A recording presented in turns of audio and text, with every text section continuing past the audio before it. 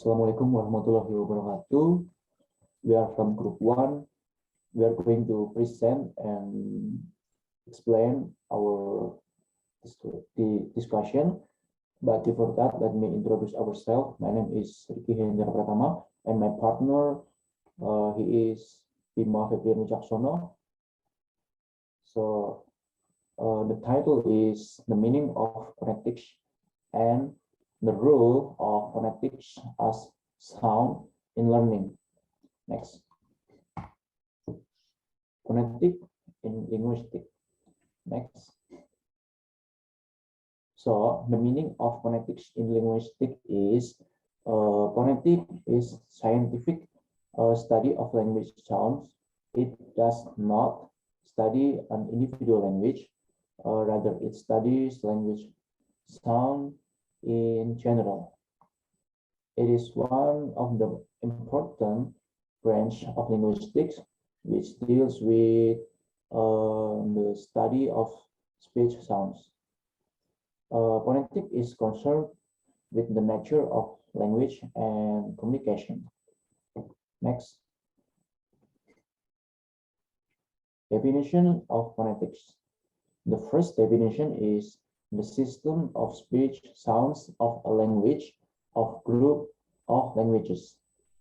The second definition is the study and systematic classification of the sound made in spoken utterance. And the third definition is the practical application of the science to language study. Next.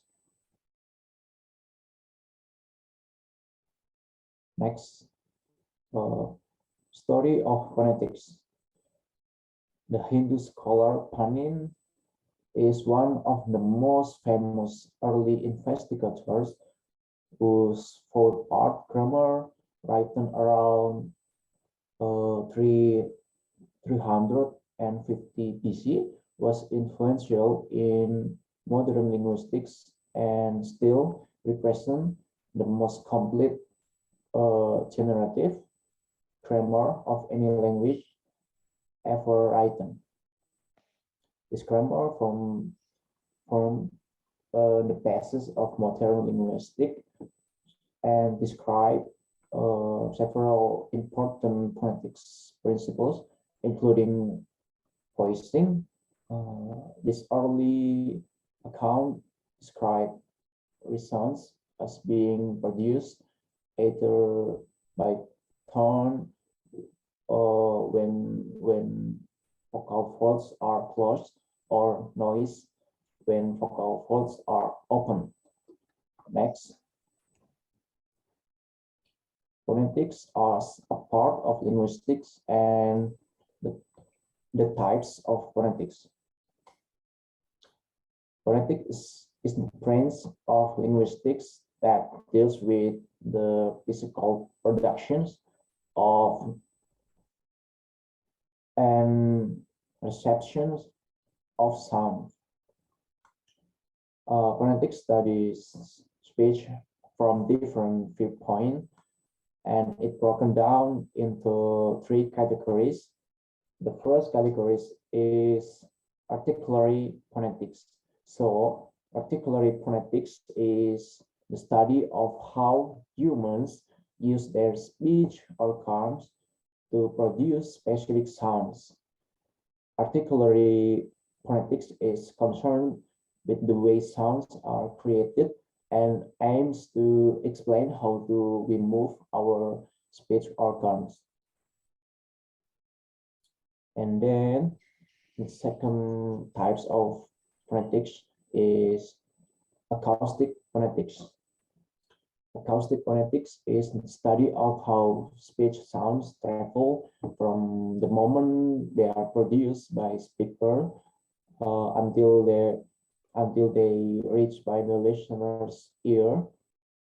Acoustic phonetics look at the physical properties of sounds, including the frequency, intensity, duration, and analyzes how sound is transmitted.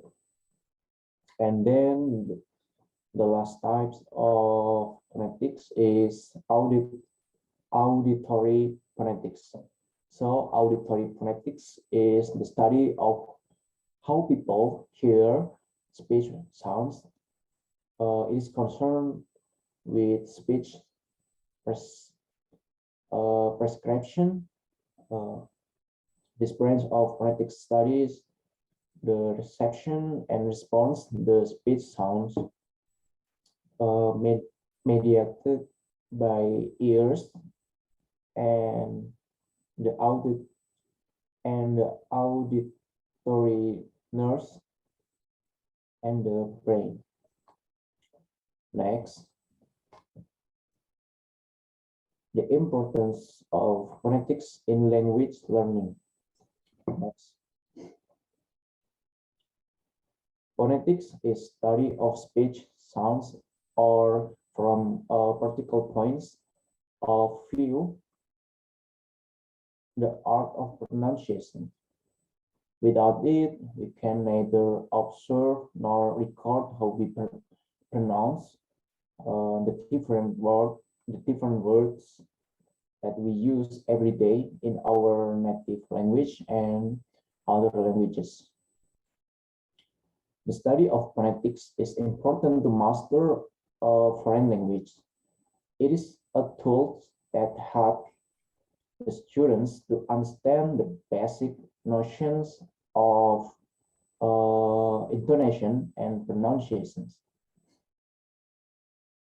With the use of phonetics in the teachings of foreign language, it allows the teachers to explain the differences between the sounds and improve the pronunciation and develop a better intonation.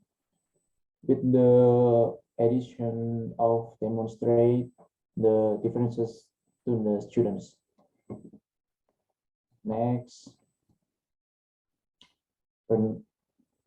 pronunciation problems. Next, in English, it is clear that the spelling and pronunciations of words do not match. It is therefore very confusing and misleading to look at the spelling symbols of the Roman alphabet. A common mistake in mispronunciation of words that sound similar, such as word man and man for man and man. Next. The same spelling, different pronunciations. The spelling O and E can be pronounced differently. For instance, bone, done, and gone. They all are pronounced differently. Next, different spelling, same pronunciation. Different spellings, double F, F, and GF are pronounced as F. For example, reef, love, and tough. They have different spelling, but same pronunciations. Next, the ed suffix on regular verbs. Regular past tense verbs in English are formed by adding the suffix ed to the base form of the verb, even if all regular verbs are formed in same way, they are not all pronounced in the same way. Depending on the syllable, the ed suffix can be pronounced in 3 different ways. That is id, d, or t. For example, the first example is id.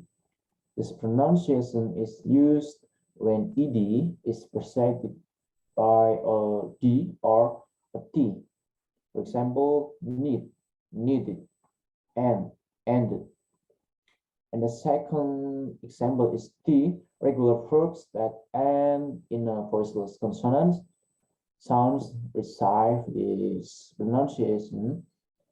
Some voiceless consonants include F, K, E, S, E, S, H, Y, T, H.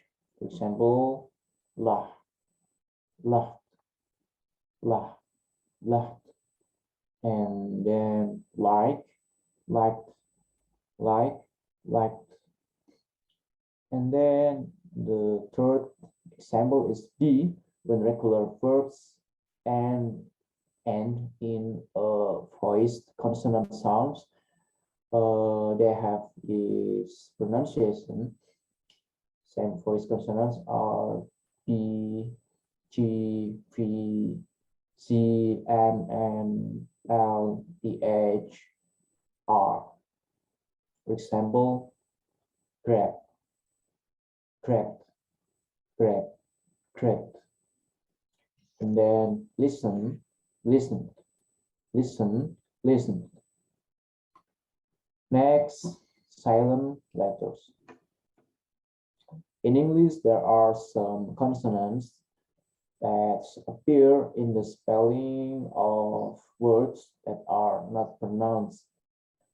For non-native speakers, this can be a difficult concept to grasp, since in many languages, all letters are pronounced. For example, you have definitely